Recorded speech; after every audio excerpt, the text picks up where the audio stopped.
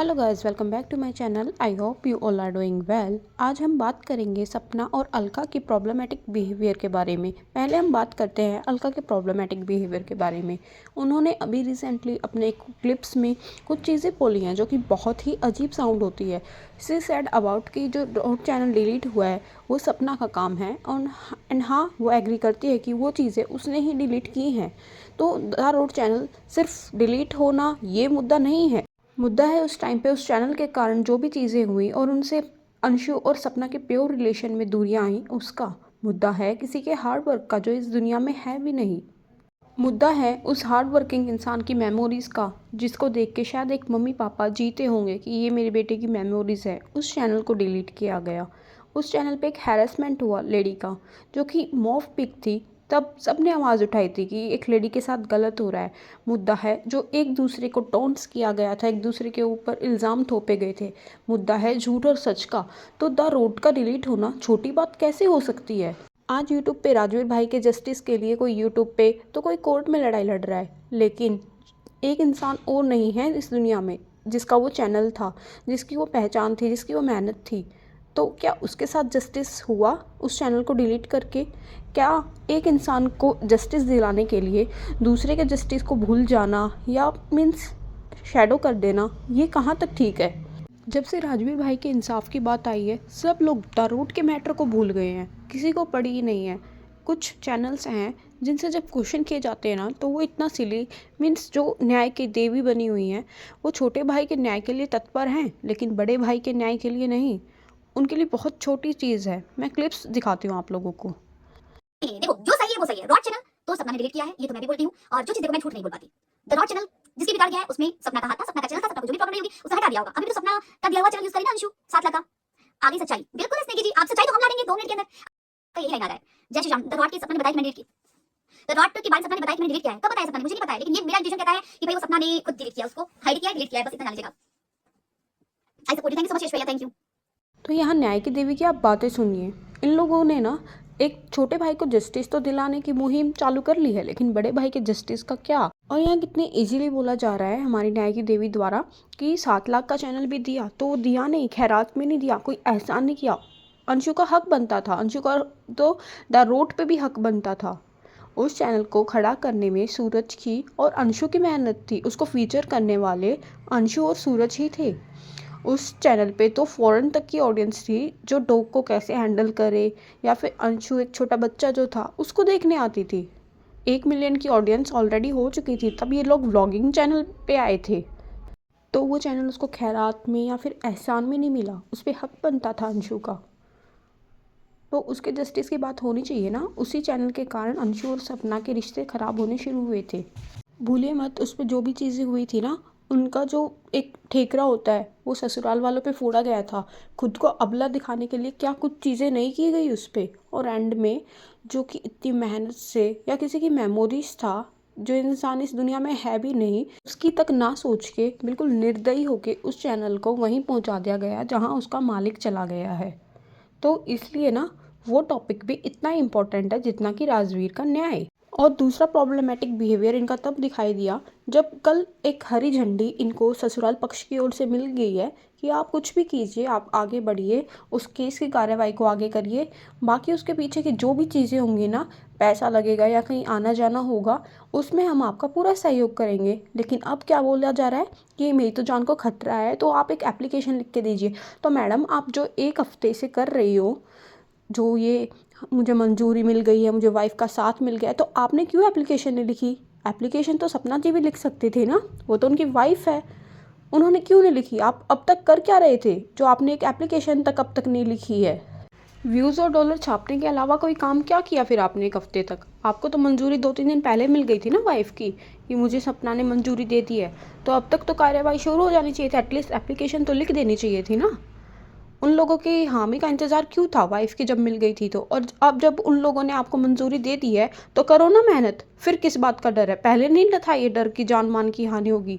था ना पहले भी। तो तब तो आप हीरोइन बन रही थी, तो अभी भी हीरोइन बनो ना। वो क्यों करे? वो तो बूढ़े हैं, उनको करना होता। उनको ये कोर्ट कचहरी की भाग दौड़ संभाले वो, या फिर अपनी जॉब संभाले, या अपना खाना पीना करे या कुछ करे, इतनी टेंशन ले, उनको ये भागदौड़ नहीं करनी थी, तभी केस नहीं किया था। केस करने की चुल, न्याय की चुल तो आपको मची थी ना। 1 हफ्ते से आपको हरी झंडी मिली हुई है, आप यहाँ आके अब मिलेगा न्याय, अब मिलेगी क्रांति क्रांति, और उसकी वाइफ भी ये सब ड्रामा कर रहे हो। तो अब तक एक एप्लीकेशन भी क्यों नहीं लिखी आपने? कहाँ सो रहे थे आप अब तक? आपके फ़ोन के पास, आपकी लाइव के पास या सपनों में आके जस्टिस तो राजवीर भाई आपके मांग रहे हैं ना, तो आप करो ना मेहनत। उन लोगों को क्यों परेशान कर रहे हो? अब उन लोगों ने हरी झंडी दे दी है तो पीछे क्यों हट रही हो भाई? आप सिर्फ व्यूज़ के लिए करते हो ना। गजब हो गया भाई, गजब। वहीं अगर ये लोग कल वीडियो ना बनाते या चुप रहते या फिर बोलते कि हमको न्याय नहीं करवाना, तो फिर कितनी सिंपैथी लेती आप, कितना वो इनको बुरा बनाती आप कि वो लोग तो इतने बुरे हैं, इतने बुरे हैं। तो ना साफ समझ में आता है यहाँ न्याय से किसी को लेना देना नहीं है, बस सबको डॉलर छापने हैं, जो कि आप अच्छे से कर भी रही हो। वहीं अंकल जी के वीडियो आते ही किसी के सुर ताल सब चेंज हो गए हैं। अंकल जी ने बोला कि अगर बुढ़ापे में उनका साथ किसी ने नहीं दिया, उन दोनों ने ही एक दूसरे को संभाला और कोई उनकी हेल्प करने या उनको संभालने आगे नहीं आया, तो वो जो जितनी भी प्रॉपर्टी है उसको चैरिटी में दे देंगे, जो कि होना भी चाहिए कि उन दोनों को अगर किसी ने नहीं संभाला तो क्यों दे अपनी प्रॉपर्टी। बट अब एक ने तो इसको मुद्दा बना दिया है कि प्रॉपर्टी चैरिटी में ही देना। क्यों दे भाई? उन्होंने ये बोला है अगर किसी ने नहीं संभाला तो, बट अगर संभाला तो उसका हिस्सा भी होगा जो संभालेगा। अब वो उनकी चॉइस है ना।